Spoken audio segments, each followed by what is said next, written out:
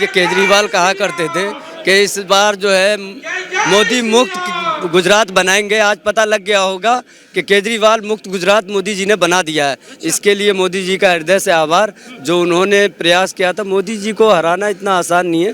केजरीवाल सिर्फ हवाई बातें कर रहे हैं। दिल्ली में एमसीडी चुनाव को लेकर के कह रहे भारतीय जनता पार्टी मोदी जी के चेहरे पर चुनाव लड़ी, लेकिन एमसीडी में करारी शिकस्त मिली, उसको लेकर क्या कहें? कोई करारी शिकस्त नहीं मिली है। 104 सीटें लेकर के आए हैं, ये पता लग गया है। 250 सीटें 230 सीटों की बात कर रहे थे।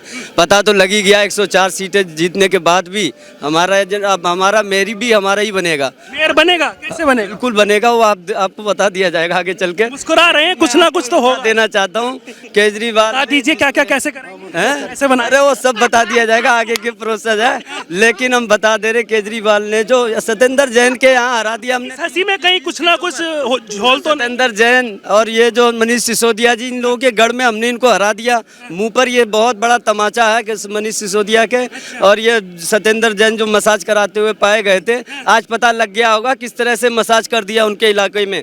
और भारतीय जनता पार्टी की तीनों सीटें जीत करके भारतीय जनता पार्टी आई है। तो कहीं ना कहीं जो जनता है वो सब कुछ जानती है कि हमारा अगर इस भारत का अगर सही विकास हो सकता है तो वो माननीय प्रधानमंत्री नरेंद्र मोदी जी के नेतृत्व में हो सकता है। कहीं ना कहीं आपको भी लगता है जिस तरह से असदुद्दीन ओवैसी AIMIM के जो अध्यक्ष हैं वो लगातार कहते हैं कि मुस्लिमों को लगातार जो है वो परगलाया जा रहा है, उनके ऊपर अत्याचार हो रहा है, आपको भी लगता है? कहीं अत्याचार नहीं हो रहा है। मोदी जी तो एक बात बताओ, उज्ज्वला योजना लेकर के आते हैं, सिलेंडर बांटे जाते हैं, तो क्या हिंदू मुसलमान देख करके बांटे जाते हैं? क्या ये जो PM आवास योजना बांटे जा रहे हैं, क्या हिंदू मुसलमान कह के बांटे जा रहे हैं? ये जो है, और ये आयुष्मान भारत कार्ड जो बांटा जा रहा है, 5 लाख का जो बीमा दिया जा रहा है यूपी, बिहार, राजस्थान वगैरह में, क्या वो हिंदू मुसलमान कह के बांटा जा रहा है? ये सब वर्गलाने वाली बातें हैं। पार्टी अपना अपना जो है ना, सब अपने अपने पल्ले को झाड़ करके अपने आप दूसरे को टोपी बना करके ऊंचा पे चलना चाहते हैं। आप भारतीय जनता पार्टी के कार्यकर्ता हैं, आपने भारतीय जनता पार्टी को ही क्यों चुना? हमने भारतीय जनता पार्टी को इसलिए चुना, भारतीय जनता पार्टी में एक सम्मान है, एक आदर्श है, एक परिवार है जो हर चीज़ को समझते हैं और सबको साथ लेकर के चलते हैं। इसीलिए मोदी जी ने तो नारा दिया, सबका साथ, सबका विकास, सबका प्रयास और सबका विश्वास। इस संकल्प के साथ मोदी जी चल रहे हैं और सभी समुदाय के लोगों को जोड़ रहे हैं और सभी समुदाय के लोग उनसे खुश हैं। और इसीलिए हमारे माननीय प्रधानमंत्री जी हमेशा दूसरी बार जीत करके आए। ओवैसी जी लगातार कहते हैं कि मुस्लिमों मेरे पास आ जाओ, ये आपकी पार्टी है, वहाँ नहीं जाने का मन हुआ? ऐसा कुछ नहीं है। वो हिंदू मुसलमान लड़ाने की हमेशा साजिश रहती है उनकी, लेकिन मुसलमान इतना बेवकूफ़ नहीं है कि उनके बहकावे में आ जाएगा। मुसलमान अच्छा बुरा सब कुछ जानता है। मैं ओवैसी जी से बस इतना ही कहना चाहता हूँ कि वो अपने अल्फाजों को दुरुस्त तरीके से बयान किया करें मुस्लिम समुदाय के बीच, क्योंकि इनके गलत बयानबाजी से पूरा मुस्लिम कौम बदनाम हो जाता है। मैं बस इतना ही कहना चाहता हूँ उनसे। अरविंद केजरीवाल लगातार कह रहे हैं कि मैं जनता का लाडला हूँ, मैं प्यारा हूँ, जनता ने मुझे समर्थन दिया है, चौथी बार दिल्ली में इलेक्शन जिताया है। एमसीडी में जर्जर व्यवस्था की बात कर रहे थे, कूड़े के पहाड़ों की बात कर रहे थे। क्या बीजेपी वो नहीं कर पाई जिस वजह से जनता ने उनको चुन लिया और बदलाव कर दिया? जिस तरीके से मीडिया दिखा रही थी कि 52 सीटों पर 50 सीटों पर भारतीय जनता पार्टी सिमटने वाली है, ऐसा नहीं है। भारतीय जनता पार्टी के 104 सीटें आने का मतलब ये है कि भारतीय जनता पार्टी के साथ जनता पूरे अधिकार के साथ है और पहले से हमारा वोट परसेंटेज बढ़ा है, घटा नहीं है। वो बात अलग है कि हम जीत तक नहीं पहुंच पाए, कोई बात नहीं, हम हारे नहीं हैं, थके नहीं हैं, फिर उठेंगे, फिर खड़े होंगे और फिर जीत कर दिखाएंगे। लगातार आरोप लगता है भारतीय जनता पार्टी के लिए, लगातार कहती हैं विपक्षी पार्टियां कि ये हिंदू मुस्लिम की राजनीति करती है, ये लगातार जो है धर्म बदलाव की बात करती है, धर्म के लिए काम करती है। आपको लग रहा है ऐसा? देखिए 65 साल 70 साल कांग्रेस ने इस देश पर राज किया और अनेक दंगे मैं बता सकता हूँ, मलियाना, मुरादाबाद, मेरठ, जहां मुसलमानों को 100-100, 200 की संख्या में नहर के किनारे पर खड़े कर गोली मार दी गई और नहर में बहा दिया गया। क्या नरेंद्र मोदी जी के आने के बाद एक भी दंगा आप बता सकते हैं?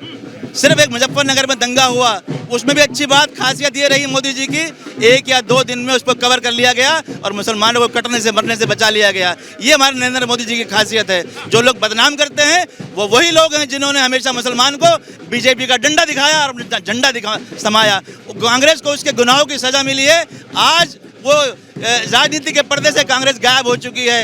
ये दिल्ली है नहीं, हिंदुस्तान कांग्रेस मुक्त होने वाला है। अच्छा, जैसे हम ग्राउंड जीरो पर जाते हैं जनता के बीच, तो लगातार कुछ मुस्लिम चेहरे मिल जाते हैं, मुस्लिम भाई मिल जाते हैं। वो ये कहते हैं कि भारतीय जनता पार्टी हमारे लिए काम नहीं करती है, हमें दबाने का काम करती है, हमारे ऊपर अत्याचार हो रहा है, चाहे वो मोदी जी के हो, चाहे वो योगी जी कर रहे हो उत्तर प्रदेश। देखिए, मैं आपको एक खास बात बताना चाहता हूँ। भारतीय जनता पार्टी की अनेक योजनाएं निकली हैं जो पासमानदा तबके के लिए हैं। पासमानदा मतलब दबा कुचला मुसलमान, पिछड़ा हुआ मुसलमान, ओबीसी मुसलमान। देखिए, उज्ज्वला योजना निकली, उसमें सिलेंडर बांटे गए, तो क्या नाम पूछकर बांटे गए? क्या मुसलमान को दिए गए या पंडित को दिए गए? नहीं, सबके लिए भाई। नितिन गडकरी जी का रोड बनाए हैं तो उस पर मुसलमान भी चलता है, हिंदू भी चलता है, सिख भी चलता है, पारसी भी चलता है, बौद्ध भी चलता है, सभी चलते हैं। तो ये सब झूठ का जो एक प्रोपेगेंडा है, ये कांग्रेस ने और एक झूठे मक्कार केजरीवाल ने दिखावे के लिए किया है और जनता को प्रलोभन दे करके सत्ता हासिल की है। ज़्यादा दिन टिकेगी नहीं। अच्छा, हिमाचल की बात कर लेते हैं। लगातार कांग्रेस पार्टी और बीजेपी पार्टी में कांटे की टक्कर रही है, क्या लग रहा है आपको? देखिए, होता है कभी कभी कुछ कमी रह जाती है, कुछ कमी रह गई होगी हमारी, तो हम सत्ता में नहीं आ सके, लेकिन हिमाचल हम बहुत जल्दी कवर करेंगे और फिर से मेहनत करेंगे और उसको जीत कर आएंगे। तो कहीं ना कहीं जैसे एमसीडी की बात कर लें, पहले जब 272 सीटें हुआ करती थी एमसीडी में, 3 मेयर बनते थे, लेकिन अब 250 सीट हो गई है, 1 मेयर बनेगा।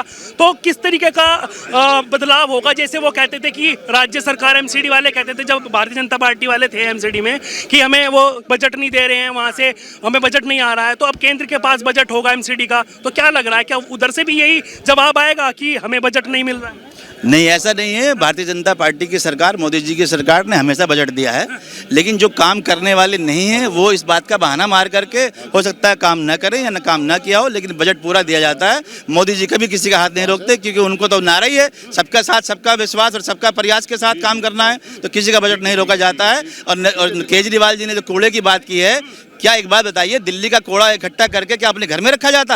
अरे कहीं ना कहीं तो इकट्ठा किया जाता। अब कूड़े के पहाड़ की बात कर दी, एक जगह इकट्ठा करना ही पड़ता है, फिर उसको उसकी चीज़ें बनाई जाती हैं, कूड़े को ख़त्म किया जाता है। अब देखेंगे कूड़ा कहाँ इकट्ठा करेंगे, केजरीवाल जी अपने घर में रखेंगे कूड़ा क्या, या जनता के घर में रखेंगे? ये देखने वाली बात है, आगे आगे देखिएगा। तेल देखिए, तेल की धार देखिए। अच्छा, लगातार जिस तरीके से एमसीडी में उनको बहुमत मिली है और उन्होंने कहा है कि मैं घमंड नहीं करूंगा, उन्होंने भाषण दिया है, मोदी जी का आशीर्वाद मुझे चाहिए और मैं लगातार जो है वो सबको साथ लेकर चल रहा हूं, चाहे वो भारतीय जनता पार्टी हो, चाहे वो कांग्रेस हो, चाहे वो निर्दलीय हो, जो काउंसलर निर्दलीय बने हैं। तो वो लगातार ये बातचीत, केजरीवाल की एक एक बात झूठी साबित हुई है और आगे भी झूठी साबित होने वाली है, क्योंकि उन्होंने कहा था जब सत्ता में आए थे कि गाड़ी नहीं लूंगा। पत्रकार जी, आप ही बताइए कि आपके पास गाड़ी नहीं है, बंगला नहीं लूंगा। क्या आज उनके पास बंगला नहीं है? उन्होंने अपने घर में स्विमिंग पूल बनाया, जनता के पैसे से बनाया। ये ऐशो आराम नहीं है। तो झूठ पर आधारित केजरीवाल, एक दिन इसका भांडा फोड़ होगा, जनता इसको समझेगी और दिल्ली से निकालकर बाहर फेंकेगी। भाई साहब, आपका क्या नाम हुआ? मेरा नाम नवाब कुरैशी है, मैं प्रवक्ता दिल्ली प्रदेश अल्पसंख्यक मोर्चा। अच्छा, लगातार जिस तरीके से दिल्ली की ही बात कर लेते हैं, क्योंकि आप दिल्ली से प्रवक्ता हैं। मैं अभी जो बीजेपी हेड ऑफिस में आया हूँ, तो ये गुजरात सेलिब्रेट करने के लिए आए हम, गुजरात जीतने के बाद। तो मेरे से अभी गुजरात की बात कीजिए सर। अच्छा, गुजरात के लिए आपको बहुत बहुत शुभकामनाएं जीत की, लेकिन बात तो एमसीडी की भी होगी, क्योंकि वहां पर भी भारतीय जनता पार्टी जो है वो लगातार चुनाव लड़ रही थी। वो कह रहे हैं कि अब वो हार गए हैं, तो मोदी के चेहरे पर वोट लड़ रहे, वो कर रहे थे, चुनाव लड़ रहे थे। तो आपको भी कहीं ना कहीं लगता है कि दिल्ली की जनता ने नकार दिया है भारतीय जनता पार्टी को?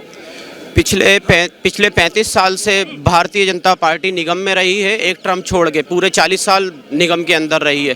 तो 35 साल जो पार्टी रही है हमारी भारतीय जनता पार्टी, अगर निगम में रही है तो कामों के बिहाफ के ऊपर ही रही है। अगर हम काम नहीं करते तो एक टर्म में 2 टर्म में जनता उखाड़ फेंकती हमारे को। तो काम के बल पर ही बीजेपी को जाना जाता है देश के अंदर। और गुजरात, सबसे पहले गुजरात की जो एक ऐतिहासिक जीत है, मैं आदरणीय श्री नरेंद्र मोदी जी को और जेपी नड्डा जी को और अमित शाह जी को मैं दिल की गहराइयों से मुबारकबाद देता हूं। ये जो गुजरात की जीत है, ये भारतीय जनता पार्टी की जीत नहीं है, ये भारतीय जनता पार्टी के एक कार्यकर्ता की जीत है, गुजरात की आवाम की जीत है, देश के एक एक बंदे की जीत है ये। लेकिन लगातार हिमाचल की भी बात हम कर लेते हैं। हिमाचल में कांटे की टक्कर रही, लेकिन बीजेपी के पक्ष में नहीं आ पाए रिजल्ट। तो क्या लग रहा है, वहां पर भी कहीं ना कहीं वहां की जनता नकार रही है या कुछ कमियां ऐसी रही हैं जिसको नहीं संभाल पाए? नहीं, ऐसा कुछ नहीं है कि जनता ने नकारा नहीं है हमारे को। वहाँ अगरचे कुछ कमियां रही हैं तो आने वाले टाइम में उन कमियों को भारतीय जनता पार्टी जो है दूर करेगी। जी भाई साहब, आपका क्या नाम है? मोहम्मद इरशाद। मोहम्मद इरशाद जी, आपको क्या लग रहा है जिस तरीके से आज जीत हुई है उसको लेकर कितना हर्षोल्लास मनाया जा रहा है और किस तरीके का माहौल यहाँ पर आपको नजर आ रहा है? ये गुजरात के लोगों का इसमें बहुत बड़ी जीत है और उनका योगदान है, और प्रधानमंत्री नरेंद्र मोदी जी की कि उसमें बहुत बड़ा योगदान है। जो हमने भारतीय जनता पार्टी अपने कामों से जानी जाती है और इसलिए हम वहाँ पे हमारी सरकार बनी और बहुमत से ज़्यादा बनी। ठीक है जी। और केजरीवाल आते हैं जी और बड़े बड़े वादे करते हैं जी कि हमने ये कर देंगे, वो कर देंगे, वो कर देंगे। दिल्ली उनसे संभाली नहीं जा रही और बाहर अपने प्रधानमंत्री बनने का सपना देखा जा रहा है। चलिए इनसे पूछ रहे थे, क्या नाम हुआ? मेरा नाम इरफान मिर्ज़ा है। इरफान मिर्जा जी, पहले तो जीत की बहुत बहुत बधाई। आप भारतीय जनता पार्टी के कार्यकर्ता हैं, गुजरात में जीत हुई है, क्या कहेंगे उसको लेकर? देखिए, मैं पुरानी दिल्ली का रहने वाला हूँ। मुझे जैसे ही पता चला गुजरात में भारी प्रचंड बहुमत से हम लोग आए हैं तो मुझसे रहा नहीं गया और मैं फ़ौरन यहाँ पर आ गया। पता चला मोदी जी यहाँ पे हम लोगों का उत्साह बढ़ाने आ रहे हैं। हम लोग भारतीय जनता पार्टी के कर्मठ कार्यकर्ता हैं और रेगुलर उसी पार्टी से जुड़े हुए हैं। जिस तरीके से सबका साथ, सबका विकास और सबका वरियाद का नारा मोदी जी देते हैं, उस हिसाब से हम लोगों ने गुजरात में जीत हासिल करी है और आगे भी होने वाले इलेक्शन के अंदर हम लोग जीत हासिल करेंगे। अच्छा, वहाँ पे तो जीत हासिल कर लिया आपने, बधाई आपको।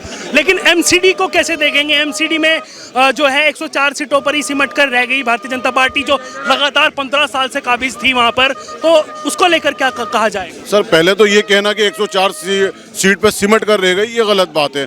250 सीटों में से 104 सीट का मतलब हम लोग 50% लेकर आ रहे हैं।